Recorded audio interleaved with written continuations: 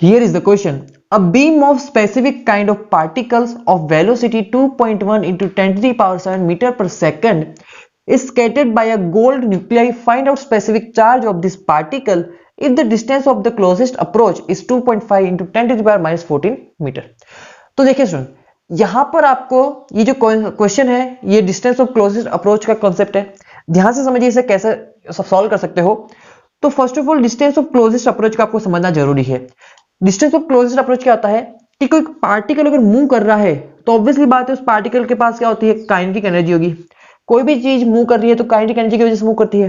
तो इस पार्टिकल के सामने जो इस पार्टिकल जिस डायरेक्शन में मूव कर था वहां पर मैंने क्या किया, एक गोल्ड पार्टिकल को प्लेस कर दिया, मतलब कि गोल्ड फॉइल को प्लेस किया। तो गोल्ड फॉइल में ऑब्वियसली बात है क्या होगा, गोल्ड न्यूक्लियस होगा, ऑब्वियसली बात है। तो पार्टिकल जब स्ट्रेट लाइन में मूव कर रहा था तो इसके ऊपर क्या होगा, अब देखिए इस पार्टिकल के पास भी जो भी पार्टिकल यहां पर मूव कर रहा है इस पार्टिकल के पास भी क्या है, पॉजिटिव चार्ज है। ठीक है, इस पार्टिकल के पास क्या है, पॉजिटिव चार्ज है। तो जब पार्टिकल मूव कर रहा था इस पे अगर पॉजिटिव चार्ज है और गोल्ड फॉइल में भी क्या होता है, न्यूक्लियस होता है, और यहां पर गोल्ड का एटॉमिक नंबर कितना है, 79 है। तो ऑब्वियसली बात है इसके ऊपर क्या होगा, हाई डेंस चार्ज प्रेजेंट होगा। ऑब्वियसली बात है अगर हाई डेंस चार्ज प्रेजेंट है तो पार्टिकल जो स्ट्रेट लाइन में मूव कर रहा था, एक कंडीशन ऐसी आएगी कि किसी पर्टिकुलर किसी डिस्टेंस पर जाकर क्या हो जाएगा, यहां पर किसी पर्टिकुलर किसी डिस्टेंस पे जाकर क्या होगा, यहां पर इस न्यूक्लियस का जो पॉजिटिव चार्ज है वो डोमिनेट करेगा, किसी आर नॉट डिस्टेंस पर डोमिनेट करेगा, जिसकी वजह से पार्टिकल अपनी काइनेटिक एनर्जी से अगर मूव कर रहा है तो पार्टिकल क्या होगा, एक कंडीशन ऐसी आएगी जहां पर क्या हो जाए, वो रेस्ट पे आ जाए।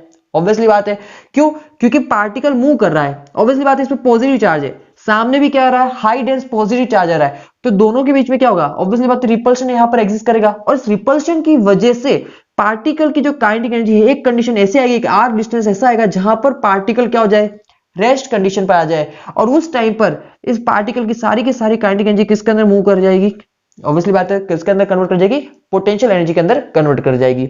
और फिर क्या होगा, ये पार्टिकल क्या होगा, यहीं से क्या होगा 180 डिग्री पर रिवर्स बैक हो जाता है। ठीक है, तो यहां पर आपने ध्यान से देखा कि जो सारी की सारी काइनेटिक एनर्जी थी आपके पार्टिकल की वो सारी किसके अंदर कन्वर्ट हो गई है, वो पोटेंशियल एनर्जी के अंदर कन्वर्ट हो चुकी है। कहां पर, जब एक आर नॉट डिस्टेंस थी। तब इन दोनों में रिलेशन हमें कैलकुलेट करना है कि काइनेटिक एनर्जी क्या होती है, हाफ mv स्क्वायर होता है। पोटेंशियल एनर्जी क्या होता है, ये होता है k q1 q2 upon r होता है। हमसे कैलकुलेट करने को बोला है स्पेसिफिक चार्ज। मैं बोल देता हूं कि ये मेरा q1 चार्ज है और ये मेरा q2 चार्ज है। इस पार्टिकल पे जो भी चार्ज है वो q2 है और न्यूक्लियस पे जो भी चार्ज है वो q1 चार्ज है। बताओ न्यूक्लियस पे कितना चार्ज होता है, न्यूक्लियस में प्रोटॉन्स होते हैं, एक प्रोटॉन के पास एक इलेक्ट्रॉन जितना चार्ज होता है। यहां पर कितने प्रोटॉन है, 79 प्रोटॉन है, तो यहां पर कितना चार्ज होगा, 79 इलेक्ट्रॉन के इक्वल क्या होगा, चार्ज होगा। सही है, या फिर मैं ये बोल दूं कि Z इंटू ई के बराबर चार्ज होगा। सही है ना। अब इन सबकी वैल्यू यहां प्लेस करते हैं। तो देखिए यहां पर जब आप वैल्यू प्लेस करोगे तो हाफ इंटू, देखो charge upon mass ratio calculate करना है। ये आ गया Q2 चार्ज, जो हमें चार्ज आ गया, ठीक है, क्यू पार्टिकल का, अपन मास को हम डिवाइड कर देंगे तो यहां तो हो जाएगा Q2 अपॉन m। ये किसके इक्वल हो जाएगा, half into v square into r upon क्या हो जाएगा, k इंटू Q1।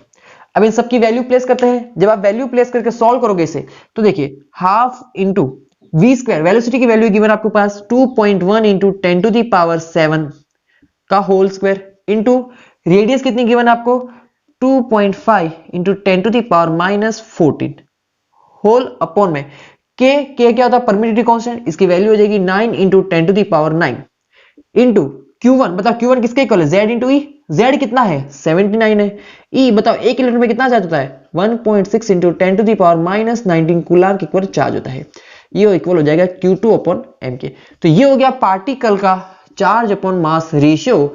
नाउ अब आप जब इसे सॉल्व करोगे तो यहां पर जो सॉल्व करने के बाद आंसर आएगा वो इक्वल होगा ऑप्शन नंबर ए के। It means 4.84 into 10 to the power 7 coulomb पर किलोग्राम। तो option number A is a correct option.